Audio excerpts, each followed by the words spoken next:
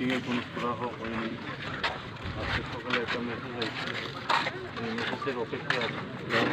আমাদের অতিথিগুলো আসছে, আইসেন ভালো ওয়েলকাম।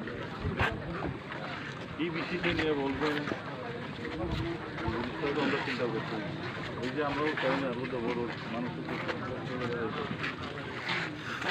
দেখি না, মোটামুটি 3 ভাগ আগেই গেছে, 1 ভাগ হয়ে গেছে।